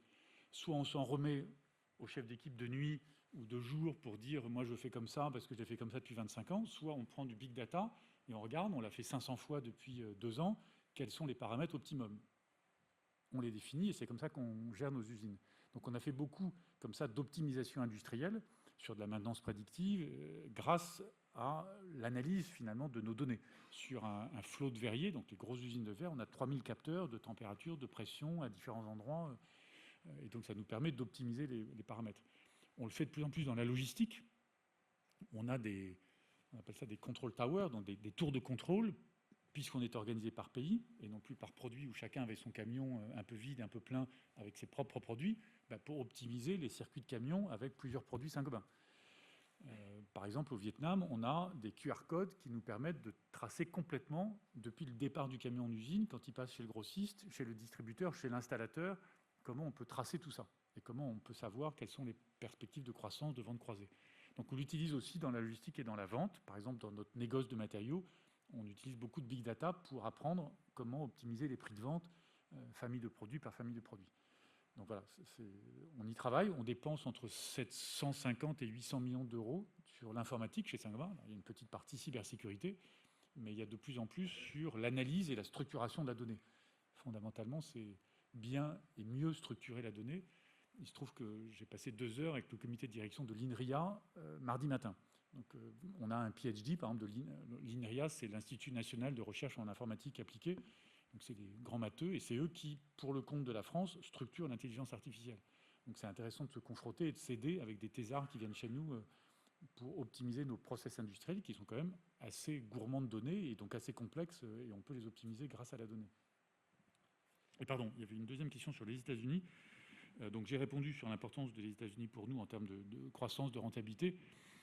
Alors après, nous, on a quelques concurrents. Par exemple, il y a l'Irlandais de CRH qui est allé scoter aux États-Unis parce qu'il avait 75-80% de son résultat aux États-Unis.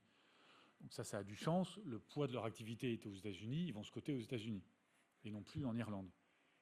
Holcim, bon, c'est des perspectives financières qui sont probablement différentes. C'est d'aller chercher un multiple américain. C'est dire qu'il n'y a pas de synergie entre le ciment d'un côté et le ciment de l'autre côté. C'est pas ce qu'on vit, nous, dans nos métiers. Donc voilà, moi, je ne partage pas forcément cette stratégie. D'ailleurs, j'ai lu que, en fait, ce serait aux États-Unis, mais piloté depuis la Suisse. Il n'y aura pas forcément une relocalisation du siège. Donc je ne sais pas exactement comment ça fonctionne, mais je ne suis pas dans le dossier. Donc nous, on n'a pas du tout envisagé ce type d'idée, puisque le groupe a beaucoup de cohérence et de synergie. Donc si c'est purement une opération financière, parce qu'il y a des groupes cimentiers plus gros qui peuvent faire telle ou telle chose, peut-être, mais nous, on a une stratégie industrielle mondiale. La construction durable, on l'applique partout dans le monde. On a quelquefois des innovations qui viennent d'Inde, qu'on apporte en Chine ou qu'on apporte au Moyen-Orient, ou de France en Suède, ou des États-Unis au Mexique. Donc on a une puissance très grande. Bon, après, Holcim a sa propre stratégie à la fois financière avec cette scission, et deuxièmement, avec beaucoup finalement de ventes dans le ciment. Nous sommes numéro 1 en Inde dans tous nos métiers. Holcim a quitté l'Inde dans le ciment, quitté les Philippines, quitté le Brésil. Récemment, il y avait des annonces au Nigeria, donc il n'y a plus de pays émergents chez Holcim. Et après, il y aura l'Europe d'un côté et les États-Unis. Donc c'est une autre stratégie industrielle. Je ne dis pas qu'elle n'est pas bonne pour le ciment. Nous, on n'est pas dans le ciment, et le ciment a un gros impact sur le CO2 de la planète. On est apporteur de solutions pour décarboner le ciment. Donc on est plutôt fournisseur de solutions pour les cimentiers, où qu'ils soient coupés en deux ou encore en pays émergents, parce qu'on investit beaucoup, par exemple, pour les cimentiers en Inde. Merci. Alors, il y a une question tout en haut. Allez-y, madame. Messieurs, bonsoir. Monsieur Bazin, bonsoir. Mesdames et messieurs également. Je me présente, Isabelle Vandorn. Mais mettez bien le micro. J'ai pris un support merci. pour parler. Je me C'est présente, gentil, Isabelle Vandorn, actionnaire Saint-Gobain. Donc, j'ai 2 questions essentielles. J'espère ne pas être redondante dans mes propos par rapport à des questions déjà précédemment émises. Utilisez-vous l'intelligence artificielle pour diminuer votre consommation d'énergie dans vos bâtiments pour améliorer l'empreinte carbone? La deuxième, l'IA et le digital étant aujourd'hui une des clés de performance, de croissance de l'entreprise, avez-vous un comité numérique au sein de votre conseil, comme Schneider Electric l'a déjà initié il y a quelque temps, et également Orange?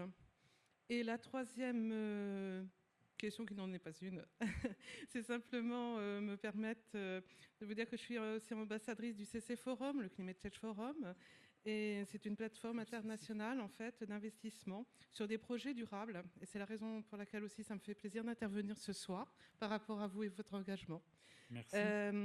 Donc Max Dudeneuve, qui est son président, tenait à vous féliciter, et donc j'en suis, comme je viens de vous dire, l'ambassadrice pour toutes vos initiatives et succès en matière de durabilité.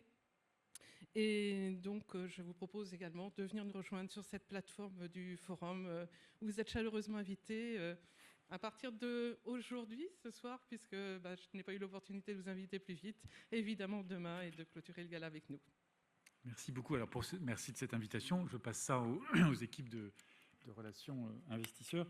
Alors, sur l'intelligence l'IA dans la consommation d'énergie, oui, tout le temps. Alors, non seulement sur nos bâtiments, mais surtout dans tous nos procédés de fabrication, de formulation de matériaux, etc. Donc oui, on utilise beaucoup. Alors l'IA, c'est aussi un grand jargon qui fait bien ou qui fait peur selon les interlocuteurs. Donc fondamentalement, c'est équiper nos usines de capteurs, être capable de comprendre comment le process évolue en fonction des données. Donc oui, on utilise beaucoup de données dans les bâtiments. Et vous savez que, alors si je me place d'un point de vue client, nous apportons beaucoup de solutions, puisque tous les bâtiments en France de plus de 1000 mètres carrés sont soumis au décret tertiaire, où il faut baisser de 40% leur consommation d'énergie entre 2022 et 2030. Donc ça veut dire beaucoup d'isolation. Ce qu'il faut garder à l'esprit aussi dans le bâtiment, parce que je ne voudrais pas ne pas saisir cette opportunité pour dire les choses, la meilleure énergie dans le bâtiment, c'est celle qu'on ne dépense pas. Et les bâtiments en France consomment 45% de l'énergie du pays, dans les bâtiments publics et privés. C'est plus que le parc nucléaire d'EDF installé quand il fonctionne à 100%. Si on baissait de 10% la consommation de l'énergie dans les bâtiments, on s'économise 7 tranches nucléaires. On a mis 20 ans à construire le dernier EPR. Et fondamentalement, comment on baisse l'énergie dans les bâtiments, c'est l'enveloppe. C'est comme en hiver, on met une écharpe, un bonnet, un pull, un manteau. On peut baisser de 70 à 80% l'énergie consommée dans le bâtiment juste par l'enveloppe. Je vous l'ai montré, on perd 30% par la toiture, 20% par la façade. Donc il faut d'abord tuer l'énergie. Après, on peut changer le système de chauffage. Moi, j'étais un peu marri de voir que le président de la République s'est érigé super commercial de la pompe à chaleur. C'est vrai, c'est important de passer du gaz à la pompe à chaleur, mais il faut avoir isolé la maison avant. Parce que sinon, c'est déceptif, une pompe à chaleur. On va tirer 4 fois plus sur le réseau électrique, on va passer de 5 degrés à 12, mais pas à 19 ou à 20. Et on va consommer énormément d'électricité, ça va coûter très cher. Donc il faut d'abord tuer l'énergie, ou la réduire de 70 ou 80%. Après, vous changez de système de chauffage et vous ne le surdimensionnez pas. Et puis éventuellement, après, vous mettez un capteur si votre enfant est parti à l'école en oubliant d'éteindre la lumière ou de... Voilà. Donc la consommation d'énergie, oui, on utilise l'IA, et dans les bâtiments, on peut faire beaucoup d'abord par l'évolution de l'enveloppe du bâtiment. Alors, nous n'avons pas de comité numérique au conseil d'administration, mais en revanche, on a présenté et on présente régulièrement ce sujet de l'informatique, l'intelligence artificielle au conseil d'administration. Donc, on en a fait des séances avec des experts venant de l'extérieur. Et pour vous dire l'importance qu'on y attache, nous, on avait embauché en 2021 une personne qui est autrichienne, qui était la responsable informatique et digitale de Nokia, et qui est au comité exécutif de Saint-Gobain et qui me rapporte. Donc ce n'est pas un sujet qu'on laisse au loin, mais qui est pris très au sérieux. Et j'en oublie votre troisième question. C'était aussi sur l'IA. Qui n'est autre qu'une invitation. Une invitation. Ah. Alors, ben merci de l'invitation. Alors, est-ce que quelqu'un a d'autres... Alors, monsieur, et après madame.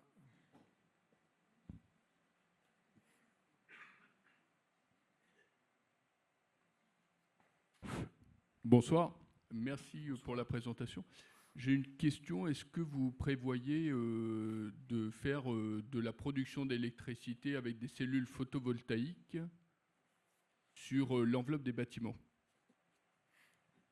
Alors, réponse globale, oui. C'est-à-dire qu'on a des produits qu'on appelle BIPV, donc Built-in photovoltaïque, donc sur des éléments de façade qui permettent sur une tour, sur l'entresol de la tour, de garder la même esthétique extérieure en termes de couleur, de rendu, et de mettre des cellules photovoltaïques sur la façade. Alors, naturellement, on peut aussi en mettre sur le toit. Donc oui, on est actif dans ce domaine-là, notamment à partir d'une société suisse qu'on voudrait développer plus rapidement à l'international. Également, on a des ventes de panneaux solaires dans notre activité de produits de toiture aux États-Unis. Donc là, c'est plus sur du résidentiel, alors que l'exemple que je viens de vous citer, c'est sur du non-résidentiel, surtout des tours, des bâtiments de bureaux. Vous savez peut-être que Saint-Gobain, autrefois, avait beaucoup investi sur la fabrication de cellules photovoltaïques à l'intérieur du verre, à partir de notre savoir-faire de dépôt de couches. On a dépensé quasiment 500 millions d'euros. Malheureusement, et ce n'est pas faute, c'était au début des années 2010, d'avoir demandé au gouvernement français, à Bruxelles, de protéger un petit peu ce type d'innovation de l'invasion des cellules photovoltaïques chinoises en surcapacité et complètement subventionnées. Les prix ont été divisés par 2, par 3, par 4. On a dû arrêter. Donc cette technologie-là, qui était très prometteuse parce que c'était faire des cellules sur du verre, elle ne passait plus du tout en compétitivité et elle ne passerait pas non plus du tout aujourd'hui parce qu'on serait 3 fois plus cher que la cellule. Donc malheureusement, le sujet, alors là pour le coup des cellules photovoltaïques, j'allais dire de base, la Chine a 95% des capacités et malheureusement c'est un peu plié. Pour autant, on peut prendre certaines de ces cellules, l'incorporer sur des éléments de façade en verre et naturellement proposer ça. On le fait par exemple dans notre négoce de produits de toiture asturienne en France, proposer à des installateurs de mettre des cellules sur les toits. Donc on essaye d'équiper de plus en plus nos propres usines ou bâtiments de ça. À chaque fois qu'on fait des nouveaux bâtiments, on aurait pu mettre des photos de nos usines en Italie ou en Inde couvertes de panneaux solaires, et puis d'incorporer ça sur des bâtiments, notamment dans les pays où on a des produits de toiture comme aux États-Unis. Merci. Alors, il y avait... Madame... Oui, oui. Bah, si. Ah, ce bâtiment, c'est un bâtiment justement aux EAU, aux Émirats Arabes Unis, autour de l'exposition universelle qui a eu lieu il y a 2 ans maintenant, et qui est fondamentalement fait à partir de plâtre et de plaques de plâtre. Donc il y a une structure. Donc c'est un vrai bâtiment, hein, c'est pas l'intelligence artificielle qui a fait une belle photo. C'est un vrai bâtiment. On pourra vous envoyer la photo si vous le voulez, si vous pouvez être en contact avec vous, parce qu'il est effectivement très esthétique. Et il se trouve que chaque année, on remet un prix mondial aux plaquistes, donc aux artisans ou aux entreprises qui posent de la plaque de plâtre pour le plus beau rendu. Donc pour ceux qui sont mélomanes, il y a quelques années, c'était notamment les dalles de plâtre, enfin les carreaux de plâtre dans la Philharmonique de Paris. Il y a des très très belles dalles de plâtre qui aussi ont des performances acoustiques, enfin qui étaient conçues comme ça. Donc ça a eu le prix il y a quelques années. Et là, c'est ce pavillon à l'exposition universelle des Émirats Arabes Unis. Et cette structure métallique, parce qu'en fait, il y a des tiges métalliques et tout est recouvert de plâtre et de plâtre. Et donc c'est vrai que la nuit, ça s'illumine de façon très belle. L'architecte. Vous me posez une colle, donc je renvoie sur l'équipe pour savoir quel est l'architecte. Je ne sais pas vous dire. Est-ce qu'il y a des... Alors, monsieur, allez-y, pour des dernières questions. Oui, bonjour. Tout d'abord, merci beaucoup pour cette conférence assez inspirante. Comme vous le voyez, je ne suis pas le plus âgé de la salle et je suis même assez jeune. En tant que jeune étudiant ingénieur... Alors, parlez bien fort parce que vous avez une voix qui porte. En tant que jeune étudiant ingénieur, je suis assez sensible aux questions de durabilité, tout ce qui est questions climatiques et environnement. Et voilà, je me pose souvent la question de qu'est-ce que les entreprises, notamment du CAC 40, et comment vont-elles nous laisser le monde de demain ? Vous parliez beaucoup de durabilité et de tous les enjeux autour de ça. Je voulais tout d'abord savoir à quel point est-ce que vous incluiez la jeunesse dans tout ce qui est durabilité, R&D et développement durable à moyen terme et long terme. Et je rebondis du coup sur une seconde question. Est-ce que vous pourriez un peu plus développer votre vision à long terme, à échéance 2050, parce qu'on sait en France, en Europe et partout dans le monde que ces enjeux vont être cruciaux. Et est-ce que vous pourriez du coup faire un lien avec la jeunesse? Merci beaucoup. Bien sûr, bien sûr. Parce qu'on le vit tous les jours. Moi, je vais commencer par ça. Le sujet de la durabilité chez Saint-Gobain, et moi en 30 ans de vie professionnelle, c'est le seul sujet sur lequel je vois 100% des équipes engagées. Vous prenez le cash, les financiers ils veulent plus de cash à la banque, les commerciaux ils veulent pas aller embêter le client qui n'a pas payé, les ingénieurs ils veulent se refaire un joli toit, une belle machine. Donc il faut arbitrer le cash. La sustainability, la durabilité chez Saint-Gobain, c'est, je m'engage peut-être un peu trop loin, mais c'est 100% des équipes qui sont engagées. Et c'est pour ça que, parce que ça vaut d'une usine, ça vaut d'un responsable de maintenance, et c'est pour ça qu'on souhaite que tout le monde soit ambassadeur de ça et le vive. Alors, je peux faire une réponse très longue où on peut en discuter après, parce qu'on a beaucoup de choses. Par exemple, on a décidé, et je vais répondre aussi sur la jeunesse, de former, on a décidé ça il y a un peu plus de 2 ans, 80% de tous nos collaborateurs à la fresque du climat. Ça veut dire des ouvriers, c'est pas que le conseil d'administration qu'on a formé, moi j'y suis passé 2 fois, on en a formé déjà 80 000. Donc c'est des gens à qui on dit, l'équipe de 8 heures, on l'arrête au bout de 5 heures, parce qu'on va passer 3 heures sur la fresque du climat. Laquelle fresque du climat, précisément, elle a été décortiquée il y a 4 ans par des jeunes chercheurs d'un centre de recherche en banlieue parisienne qui se sont dit, tiens, on va prendre les rapports du GIEC, on va les tripoter, prendre la fresque du climat, voir notre propre empreinte carbone. Ils nous ont donné une application digitale pour savoir notre propre empreinte carbone, ce qui fait un peu peur quand on voyage. De temps en temps, il faut malheureusement un peu voyager. Alors, on essaye de prendre le train jusqu'à 4 heures. Par exemple, c'est notre politique tarifaire. Jusqu'à 4 heures, vous prenez le train, pas l'avion. Et on a divisé par 2 les voyages de Saint-Gobain depuis 2019. Post-Covid, on a un peu appris qu'on pouvait faire différemment. Donc c'est des jeunes chercheurs qui nous ont développé ça et qui ensuite ont développé et déployé la fresque du climat.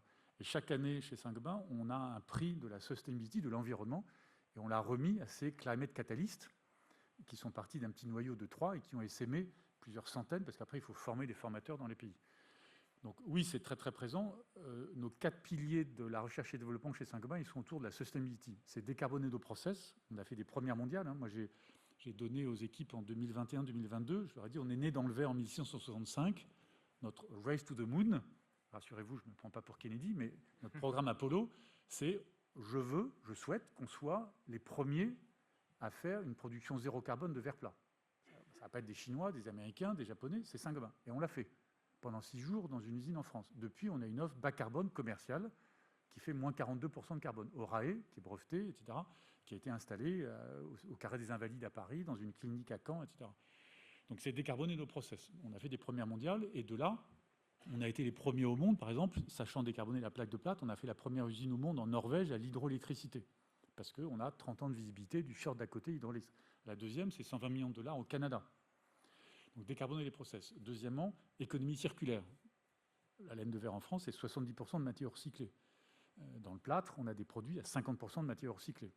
Donc on pousse beaucoup l'économie circulaire. Quand on recycle une tonne de verre, on économise 2,5 fois l'énergie. Parce qu'on ne repart pas du sable, on part d'une matrice verrière faite. Après, il faut la chauffer comme du chewing-gum pour la remettre dans le four, mais on économise 2,5 fois la quantité d'énergie. Donc on économise des ressources naturelles, de l'énergie, du CO2. Donc deuxième grand pilier de la R&D, l'économie circulaire. Le troisième, les systèmes de construction.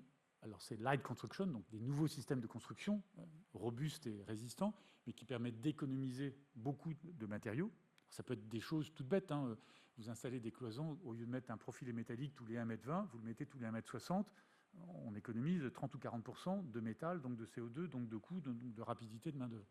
Et le quatrième sujet, c'est prendre notre savoir-faire matériaux pour des applications industrielles qui ne sont pas forcément dans la construction. Donc c'est les cathodes, électrodes en céramique. On a des partenariats avec Rio Tinto. Donc ça, on le fait beaucoup avec des chercheurs, naturellement, parce que ça part de là. On a aussi beaucoup d'initiatives donc, de carbon funds, ce qu'on appelle des carbon funds, notamment en Europe. On demande à nos collaborateurs quelles sont toutes vos idées. Alors ça peut être la petite idée de on répare tel truc dans le bâtiment pour économiser d'énergie, on subventionne des vélos, enfin il y a toutes les initiatives de la Terre pour ça, et on donne de l'argent. Et en fait, on regarde l'économie de carbone, et comme nous on utilise un prix interne du carbone depuis 2016, c'était 25 et 50 euros, 25 pour les CAPEX et 50 euros pour les R&D, maintenant c'est 100 et 200. Partout dans le monde, quand on fait une usine, c'est 100 euros la tonne de carbone, qu'elle soit en Inde, en France ou aux États-Unis. Et donc, sur ces initiatives locales de nos jeunes, notamment, à chaque fois qu'il y a des économies de CO2, on leur donne en cash le montant pour continuer à investir. Donc, je pourrais vous donner des... J'étais en Inde début novembre, la 6e usine de plaques de plate, elle fonctionne à l'écorce de riz. Elle est dans l'Andhra Pradesh, c'est une grande région risicole. On collecte les écorceries des usines auxquelles les agriculteurs apportent leur riz, mais il faut le décortiquer pour faire des sacs de riz. On récupère les écorces de riz. Il y a 0 électricité, 0 gaz dans l'usine, tout est la biomasse. On ne va pas le faire en France, on n'a pas prévu de mettre une usine en Camargue, il reste peut-être un peu de riz en Camargue, mais donc ça conduit à beaucoup de créativité, d'innovation. Donc voilà, on utilise, venez comme ingénieur, on a besoin de ressources. Par exemple, on sait faire du verre avec du silicate de calcium, ce qu'on appelle la wollastonite. Moi, je ne connaissais rien à la wollastonite il y a 5 ans, et nos chercheurs non plus. On faisait depuis les Phéniciens du verre avec du carbonate de calcium. Mais si vous dites, tiens, sur le carbonate, je mets 200 euros la tonne de CO2 dans 5 ou dans 10 ans, peut-être que je devrais apprendre à faire du verre avec du silicate de calcium. On a su le faire, et il se trouve qu'il y a des carrières en Inde, où maintenant, donc pas loin de l'usine, et ce n'est pas plus cher qu'à d'autres endroits, on fait des fabrications avec 90% de substitution avec de la wollastonite. Ça n'existait pas il y a 5 ans. Donc on a fait beaucoup de premières mondiales. On a fait la première mondiale de fabrication du verre avec de l'hydrogène, avec 60% d'appoint d'hydrogène dans le four, ce qui n'est pas simple, parce qu'il faut vérifier avec de l'hydrogène, de l'air, vous faites de l'eau sous pression, donc on peut à 1200 degrés quand même assez vite exploser toute l'usine. C'est une première mondiale Saint-Gobain. Et on dépense à peu près 220 millions en investissement purement sur les sujets de CO2 chaque année. Et dernier sujet, parce que je peux être trop long là-dessus, moi j'ai tous les mois au comité de direction de Saint-Gobain, non seulement les chiffres financiers, mais le reporting des émissions de CO2. Parce qu'on a automatisé ça dans nos usines. Et chaque dirigeant a, sur ses objectifs annuels, une quote-part, naturellement sur les chiffres, il faut que l'histoire continue au plan financier, mais sur la partie RSE CO2, et également dans la trajectoire multi-annuelle des incentives, hein, des plans d'action. Les plans d'action de performance, il y a 20% de la part qui est sur la partie ESG. Donc voilà, on a beaucoup de choses. Je suis désolé, j'ai été très long sur cette dernière question, mais elle est peut-être une toute dernière. C'est une dernière question pressante. Juste une là de monsieur, puis après on arrête parce que il faut passer au cocktail. Une toute dernière question. Oui, c'est pour vous. J'ai eu le bonheur d'être choisi en 2022 par les étudiants de l'école polytechnique qui sont venus nous chercher pour être le parrain de leur promotion et leur raconter ce qu'on essaye de faire, pas parfaitement, mais le mieux possible sur la construction durable. Allez-y, monsieur, pour la dernière question. Je suis un petit porteur et je voudrais savoir si demain je dois investir 20 000 euros chez vous ou chez AXA.